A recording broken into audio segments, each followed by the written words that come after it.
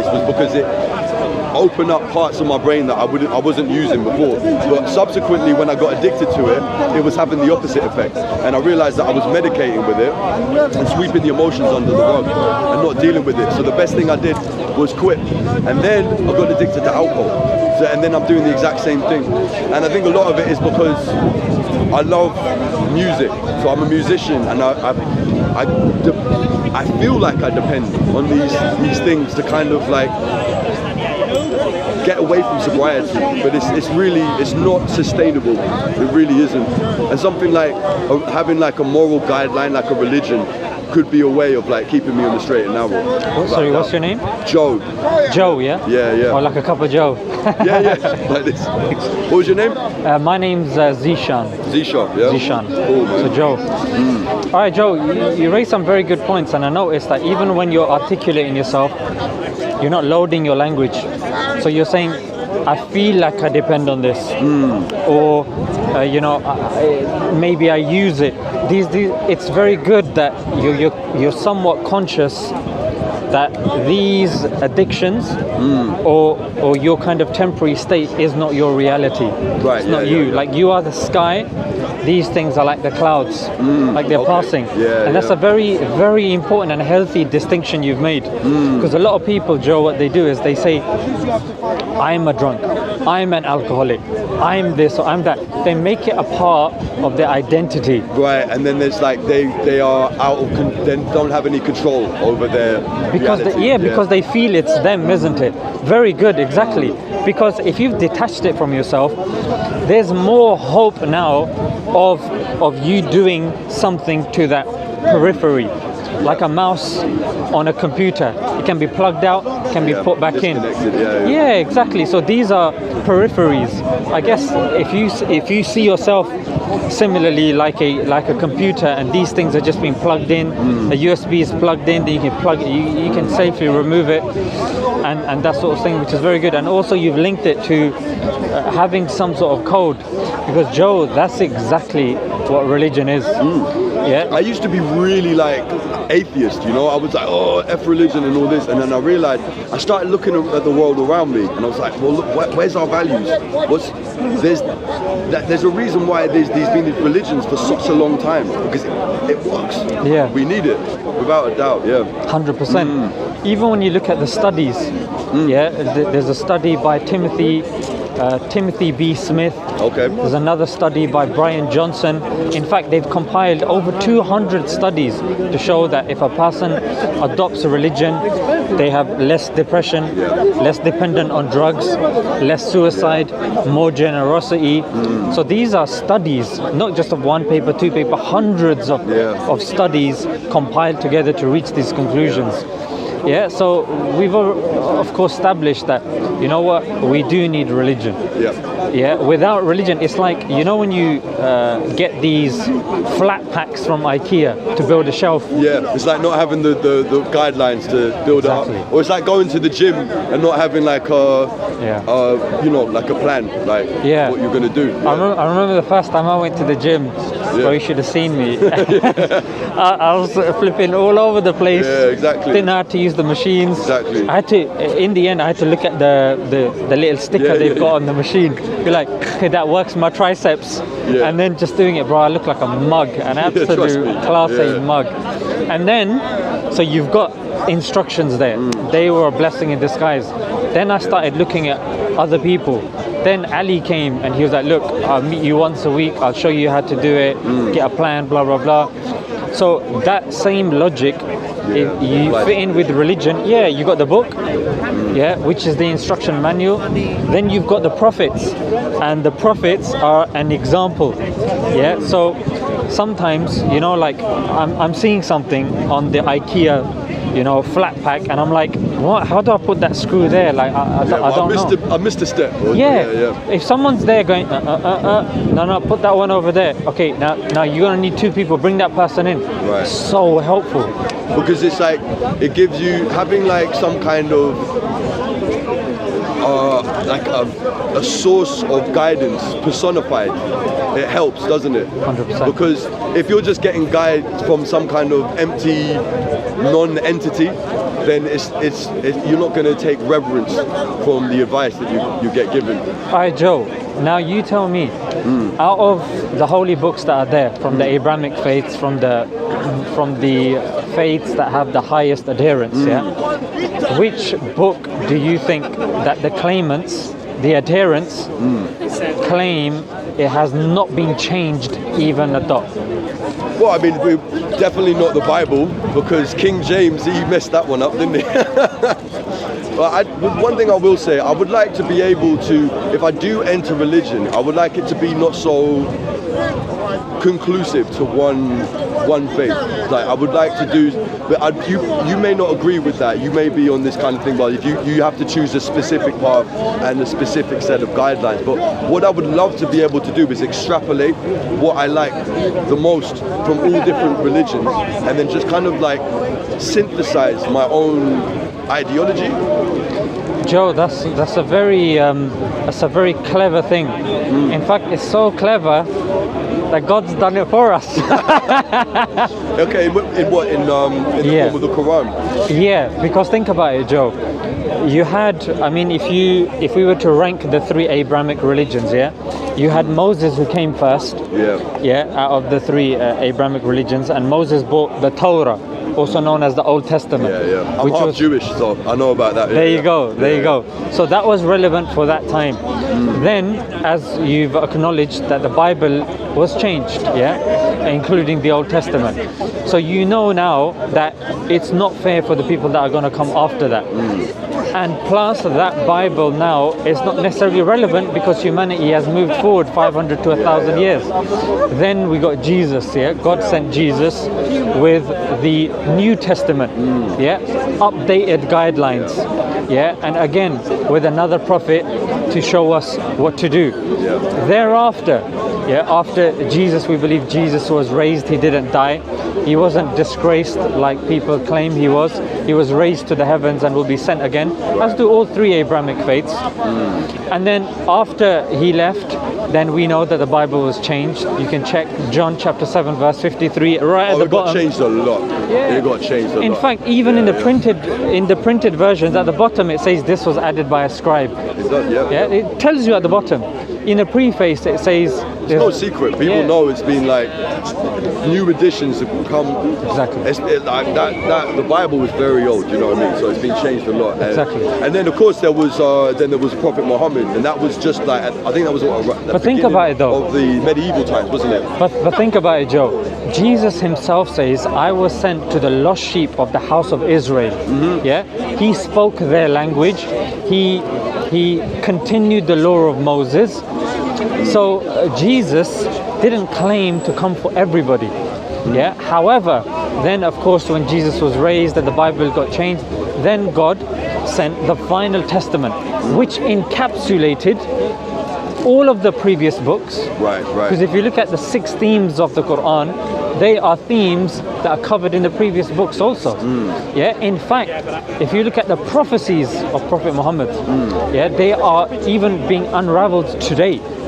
There's certain prophecies that I'm going to tell you, you're going to be like, oh damn, he said that 1400 years ago, he said that? And we'll be like, yeah, he did. So no other prophet claimed, I am for everyone. But do you feel that like literally there's no validity in other interpretations of the Lord? That's a good question, but I'd frame it like this. When you were 7 years old and you had a jumper, that jumper fitted you, it did the job for you. Now that you grew up to 11, 12, you needed another jumper. This needed to be a bit bigger. Maybe you're moving areas a bit thicker. If somebody says, what about this jumper? Does it mean it's wrong? But I kind of feel that that's the same case with religion now as well. I think that there needs to be some kind of reform, like a re-established, because like, no disrespect to the Quran, but it's kind of outdated in certain ways as well, in my opinion. And I think that we need some kind of new interpretation that's like an amalgamation of all of this great information that comes from all. What do you feel is outdated? Well, I mean, things that were relevant then don't seem to be relevant now, but at the same time I think that like what? Like, I don't, no, we're getting into a debate. No. Honestly, Joe, look, I'm not here to convert you. I'm not here to trip you up. Even if you check my YouTube channel, I do banter. You know what I'm saying? It's a bit of a laugh. I cover current affairs, but you know what I'm saying? Like, I'm not that type. Yeah, okay. If you feel it gets a bit uncomfortable, bro, you can walk away whenever you want. No. Yeah. No, I don't want to step on anyone's toes. Joe. This is my first day here, innit? Nah, but Joe, think of it like this, yeah? I'm telling you that there is one path, there's one book, there's one prophet. I'm making the claims that this is the path, not only for you, for me, for the whole of mankind. I should be able to take a few questions that you send my way. I should be able to withstand certain, bitter pills if I'm making such a big claim. In fact, I would say it's your right to ask me. And That's I'm not the going to great thing get about discourse, isn't it? Yeah. This is what it's all about. You just like exchange ideas. Yeah, and bro, I'm not like that. Why did you say? No, say what you want, but say it's kind of difficult because like I was going to think of it one example like why is it like the rule of women need to cover up and stuff like that, but then there's another part of me that's thinking, well, look what's going on with like a lot of with culture at the moment, with the over sexualizing of women, and so like there's this. With every single point that I make, there's always some that I already can hear the rebuttal back to it. So I'm definitely, I would say that I'm conflicted in my views about these things, and I definitely haven't given it as much time as you have to like really, I suppose I put a lot of my thought process into my writing of my lyrics. So a lot of the thought process goes into recording the feelings into that. Do you know what I mean? But like you definitely, maybe do that then. Make a few tracks. I am. I'm doing that at the moment. Yeah. Even I'd love to show you my rap at some point. Yeah. No, I'd love to hear it. I'd love to hear it. There's a lot of these famous artists in history. They did put a lot of kind of their feelings and emotions. And if that's something that works for you, then use that as a medium to kind of get your thoughts out there. But Joe, going back to that point where you said, does that mean that Christianity is false, or does it mean that we can't take from those? It's like a jumper, a 5-year-old, and then you've got an 11-year-old. Now you don't say that jumper is wrong. You say I've grown out of it. It's outdated. And then now you might be wearing this Yankees jacket, but to a 7-year-old, he's not going to appreciate a Yankees jacket. You know what I'm saying? So you're saying that like it was valid at the time and it was needed at that point, but then we need to move on to something new. I'm saying that Islam now, because there was no prophet to come after Prophet Muhammad, therefore Islam is now something which is a guideline till the end of time. Right. Like it encapsulates every lifestyle choice. It encapsulates any issue that a person is going to have. It encapsulates above and beyond what we even know. And sometimes this is what's remarkable, that if you look at the Quran, the exegesis, the commentary of the Quran, there's so many things you can extrapolate from it. There's so many solutions. For example, the Quran, or the sayings of the Prophet, he even tells us effectively on how to go to the toilet, how to eat properly, how to sleep, how to it's very specific. It's very specific, because think about it. I've never read it. Because think about it, like even sleeping, like when you go to sleep on your right side. And then we know logically our heart's on our left side, so if we're sleeping on our left side, we're putting weight. A drink in 3 gulps. The Prophet peace be upon him said, drink in 3 gulps. Unlike the drinking of a camel. And then now the scientists tell us that if you drink all in one go, then it puts a strain on your visceral organs. Right. You know what I'm saying? And when you go to the toilet, sit down and go to the toilet. Because if you sit down, what you're doing is you're squeezing your bladder. So if you sit down, you make a kind of your lower part of your stomach joins with the top part of your leg, and your digestive system. And your bladder, and then all the urine comes out properly. So there's less chance of a UTI for women. or you know, I don't want to get like technical, but a certain thing gets blocked up, yeah, especially if a woman's pregnant or whatnot, or when she's going through her cycle. And it's the same with a man also. Yeah, you don't want to be standing up and then, you know, a few drips and drabs, aftershock. So you get like, it's very specific is what I'm hearing. There's like specific guidelines, but unlike with the Bible where it's like you can extract knowledge if you interpret it the right way. This is one of the things that really got me into reading the Bible, was reading Cain and Abel. It's like one paragraph and it talks about Cain and Abel, and it talks about one brother who's willing to make sacrifices to God and another one who does it half-heartedly. And like I started to realize that you could think about sacrifice, not just literally giving a sacrifice to God, but sacrifices you make in life. Yes. And I started to realize that like Cain could be compared to like one of my layabout friends who's not doing anything with his life and he's getting jealous, so he makes life difficult for other people around him. So when I started to see that through these stories you can apply it to your own life, then that's when I started to realize, no, there's something to this. And then I started to read Friedrich Nietzsche. I started to look around and look at what's on YouTube and like social media and how secular things have become. Like, and I'm totally with you, man, without a doubt. Whether it's going to be Islam for me or if it's going to be Christianity, I'm not sure yet. But I've definitely got to do a lot of thinking, man. What's interesting about Friedrich Nietzsche is he's got that famous quote, isn't it? We killed God, yeah. Yeah, that God is dead. Yeah. But then there's another good quote by... But he didn't say that in jubilation. He wasn't happy about it. He was very sad about it. C.J. Chesterton gives a good kind of exegesis or explanation of that. He says God being dead doesn't mean that man won't believe in anything. It means that man will believe in anything. Yes, that's it. And that what he predicted, Friedrich Nietzsche anyway, is that we would turn into narcissists. Yeah. And that's exactly what's happening right now. And you look at liberalism. With liberalism, the goalposts are constantly changing. Yeah. In fact, even if you look at the founder of utilitarianism, yeah, it's based on the...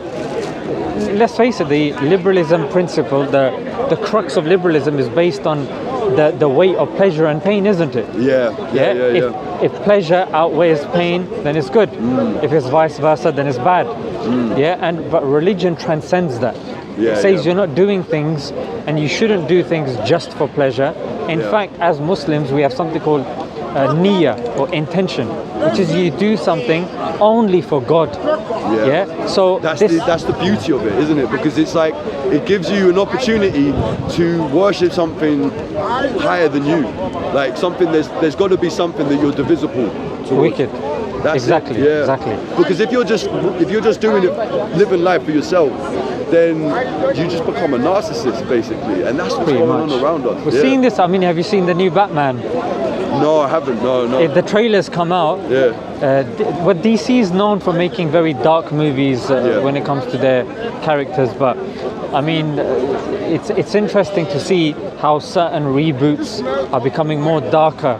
Certain people that were once used by Disney, like teenagers and making these little shows, have suddenly become very dark. And it kind of fits in with how you're saying the trajectory that a godless society is taking. But what I'm going to do, I'm going to make a case, and I'm going to tell you what makes Islam unique from, say, Christianity and the other faiths. So the first thing, of course, Islam claims that the Quran hasn't been changed. It's the only one that makes that claim, that it is the word of God. Literally the word of God. I remember Muhammad telling me this. And somebody might say, but I mean, you're making that claim. No, we have manuscripts which can be dated to the time that it was compiled. Now you might be thinking, yeah, but it's probably like in one of your Muslim countries, isn't it? Like Saudi or over there. Right, yeah. But Joe, I would tell you that it's in this country. Birmingham University holds one of the oldest manuscripts of the Quran. Christianity, Judaism doesn't make this claim that they have manuscripts dating to the time of their quote-unquote founders, although we don't believe so it hasn't been corrupted by reinterpretations and Exactly. And also, Joe, when you look at Christianity, it depends. You ask a Christian, what do you believe about God? Some will believe in the Trinity. Some will believe there's different factions of the some will religion, believe Jesus is the Son of God. Some will believe he's a prophet. This is a fundamental of faith. You ask a Muslim.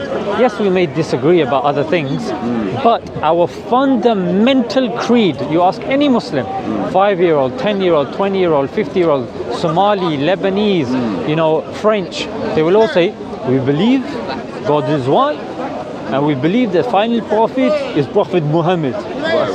French accent, yeah. So you get any Muslim saying that. When you say, oh, you French Muslim, what Quran do you believe? I believe in the same Quran. You ask a German, I believe in the same Quran. Yeah, you ask a Chinese person, my Chinese accent, it's not very good. They all believe in the same Quran. Now, if you ask yourself then, Joe, if I was to believe in a religion, if I was to believe in a religion, surely the scripture that has been sent, because it's been sent by God, surely he should be able to look after it, isn't it? Right, I see, I get your point. You know what I'm saying? Like Harry Potter, if somebody starts adding like Harry Potter went to Hogwarts, Harry Potter met Hermione, then Harry Potter smoked some pot. One thing I will say though, right, is like, even though that original text hasn't been corrupted, right, it's still, and this is a case with all religions, it doesn't change the fact that people have used your religion and other religions in corrupting ways. You know what I mean? Yeah, of course. And we, that's obvious. We know that. So I'm not like making it as like as my claim to not get into religion, but it doesn't render your point obsolete. But it is notable, that like even though the text may not and that's be how I'm giving it. Yeah. I'm giving it as a note. I'm scaffolding the argument. It's not the only one. No. In fact, even as a side note, a footnote, I would say, and I would reference non-Muslim sources. Karen Armstrong has written a book called Fields of Blood. Scott Atran, he's a terrorism expert, and amongst others, there's two others. Their names have skipped my head. Something more. And they're of the opinion that, in fact, let me put that on ice. Put that on ice. Yeah, let me put that on ice. MI5. Let's deal with the country that we're in. Yeah. MI5 in a 2008 report. Do you mind if I smoke, by the way? No, go for it. Go for it. Just do like the side flex. Yeah. They're like, yeah, Scott Atran. That's what I think of Scott Atran. No. So yeah, go on. Yeah. So. MI5, they said that the people that are conducting these attacks, these people, they don't practice their faith. They have a very basic understanding of their faith. And who are they talking about? Sorry? They're talking about extremists. Oh, right. Extremists, yeah.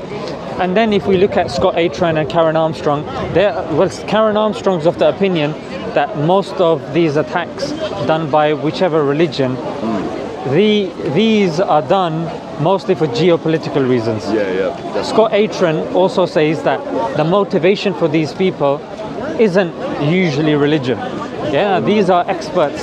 They've written literature. They'll rationalize it as something spiritual to it's used, to bring a narrative that's to make it seem like it's moral. Yeah, and this is the one thing I get worried about with religion, when it's used for like, for political purposes, or like used as a kind of like it's predicated on something spiritual, but really it's just being used for someone's own gain. But Joe, that happens all the time. Of course, no. Any death that not just religion though. If you look at what's going on now with coronavirus, that's not religion, that's science doing the exact same thing.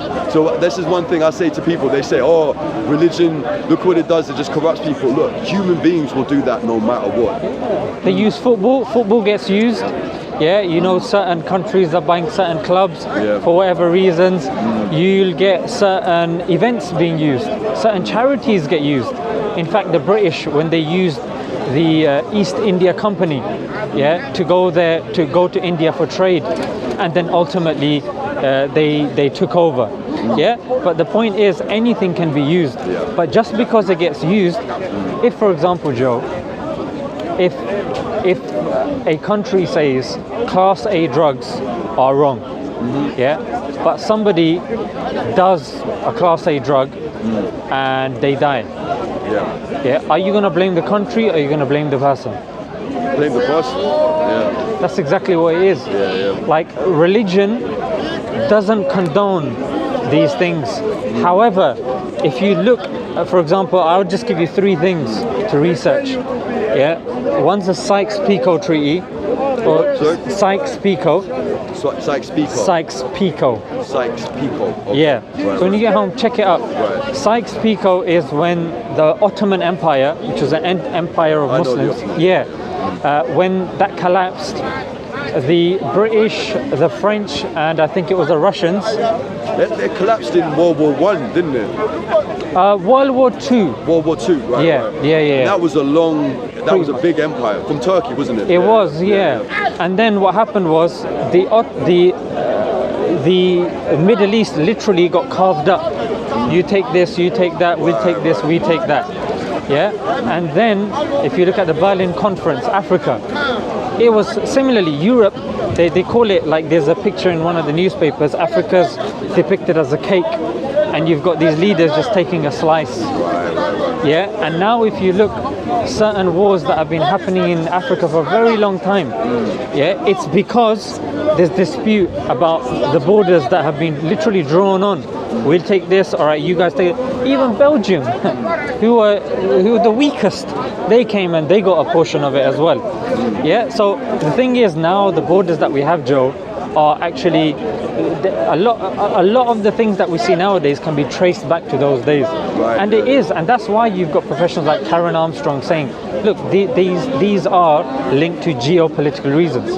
For example, even if you look now, Iran, why is Iran pissed? Afghanistan, why is Afghanistan pissed? Yeah, you look at all of these.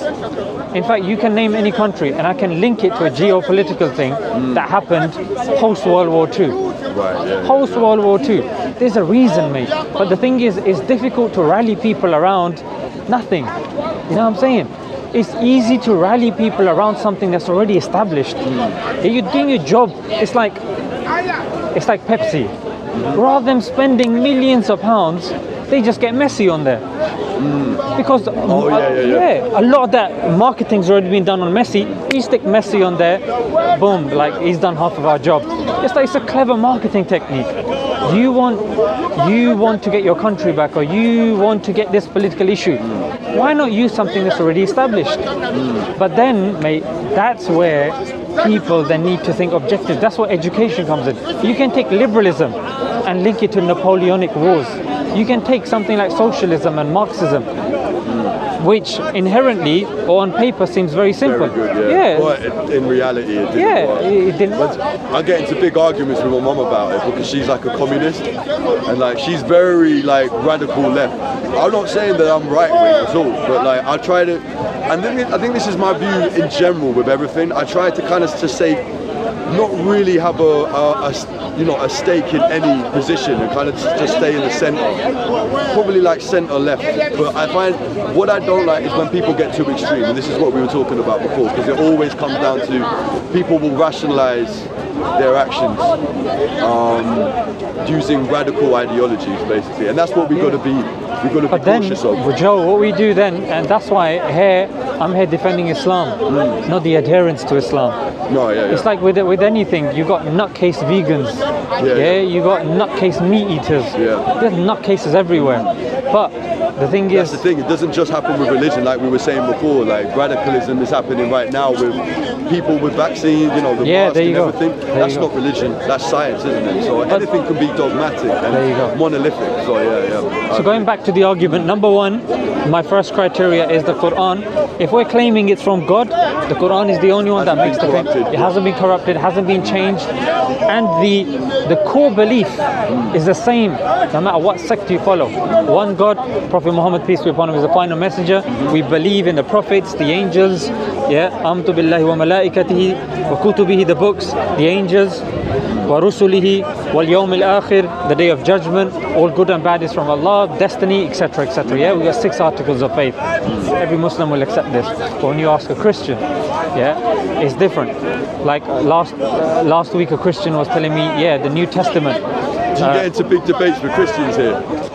To be honest, Joe, with me, I'm not here to You're not being combative. I'm here because the thing is, I believe the veracity of Islam, and if I believe in the veracity of Islam so much, I'm going to let my argument do the talking. And you got the people that can make their own decisions. The thing is, ultimately, Joe, I believe that guidance isn't going to come from me. I can't change your mind. And even when you look psychologically, some of our best thinking is done unconsciously. You, let's just say you're high, because cigarettes or alcohol or whatever, and the high is wearing off, and I don't know, you're just looking out the window, you're staring at a tree. Sometimes when you're by yourself, you look around, and I believe that if you're sincere, Joe, then our conversation will come to you in a different light at that moment. I'm not just relying on this dialogue. And the thing is, I'm not so arrogant to believe that I can change you or change anybody here. I believe that the God that I worship, the God whose commands I follow, it's Sunday, mate. I'm a handsome guy, I could be out there, I could be doing whatever, but I'm here and I'm telling people about this. I'm gonna get no reward from you. You know what I'm saying? You're not paying me, I'm not getting paid by anybody, but it's something that I genuinely believe that if you're depressed, or if you lose a loved one, or if you're heartbroken, I genuinely believe that Islam will help you in those moments. And I've seen with a lot of people, we have to pick up the pieces. We have to pick up the pieces. People are upset, they're depressed, and after something's happened, we're very reactive. But the Chinese have a good kind of philosophy, which is be proactive. Preventative medicine. There's a lot of good stuff from Confucius. Exactly. He was a very clever guy. So I'm also saying this, that rather than saying, okay, that person's done this, that person's done that, okay, let me undo years of trauma that you've gone through, why don't I equip you with something that's going to help you the next time you're going through a trauma, or you've lost a loved one, or whatever it may be. It could be helpful, man. I'm definitely gonna I've started reading again, so I'm definitely gonna read the Quran. But I'm gonna have to finalize this conversation. But I wanted to hear, before I go though, go through that list. So you got the Quran's not being corrupted, and the second one was. So the Quran's not being corrupted. We can trace it back even by non-Muslim sources. Number 2, looking at the veracity of the Prophet, analyze his prophecies. There's a very good book, it's a free book, you can get it from that table, called Forbidden Prophecies. So Forbidden Prophecies goes through prophecies that Nostradamus has made, the Mayans made, Joseph Smith and the likes, and then it talks about the Prophet Muhammad's prophecies, how they are even unraveling today, how they're relevant for us today, and how specific, how on point, how sublime they actually are. So I would say second thing would be the prophecies of the Prophet Muhammad, peace be upon him. The accuracy of how prophetic it is. Exactly. And the third that I already mentioned, which was Islam is the only one that, if you look,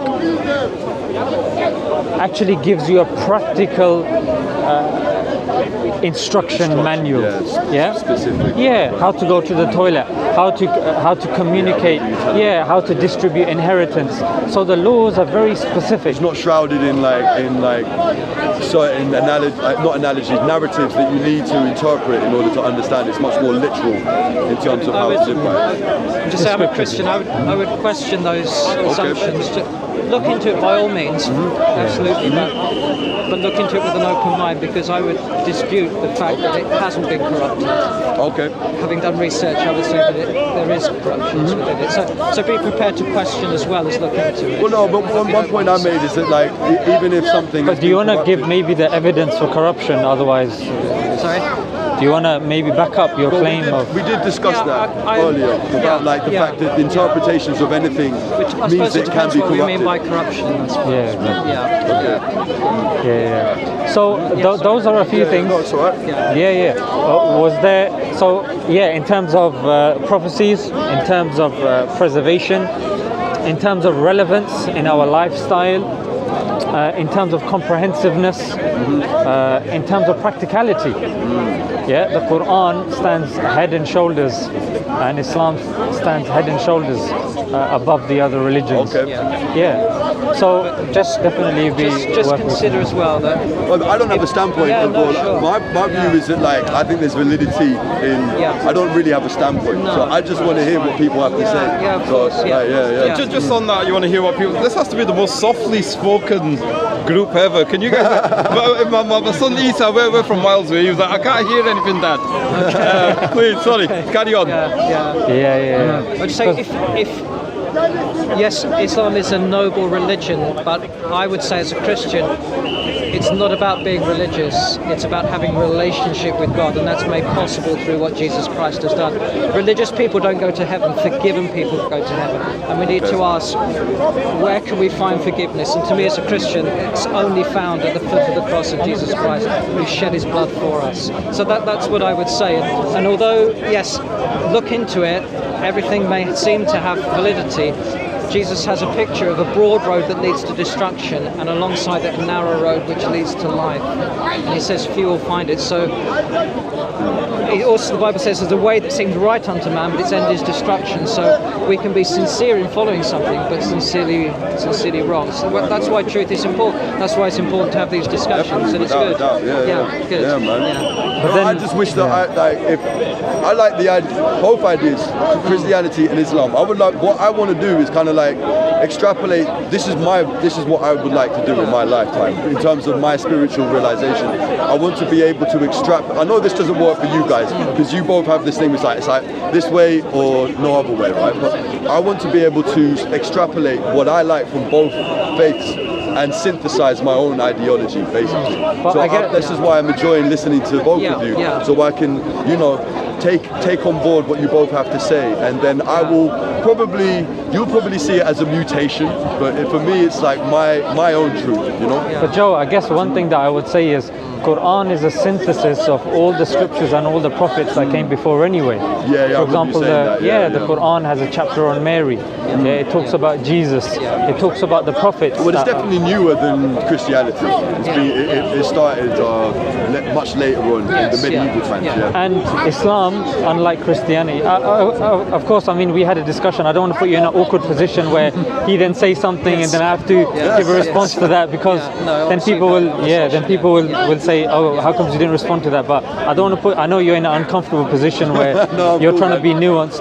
That was what we say as Muslims. Of course, there's fundamental differences between Islam and Christianity. Like, sorry, what's your name? Yeah, Mark. Mark, yeah. So Mark was saying that, they believe that you have to go through Jesus, and Jesus died for everybody's sins, etc., etc. But of course, we do have a counter, but we can maybe discuss after our discussion comes to a conclusion. Those are a few things. You can get forbidden prophecies. It's on that table. It's on that table.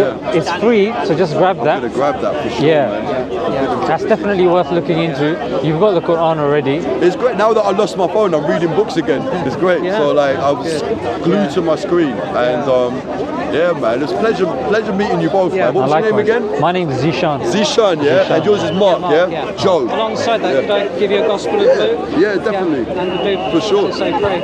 I've been reading like the New Testament, the Old Testament. I mean, like a little bit. Brother, can you get forbidden prophecies from that table, please? But my viewpoint is that like I don't have I don't have like a stance on religion as such, but I value it, and I value what you both have to say.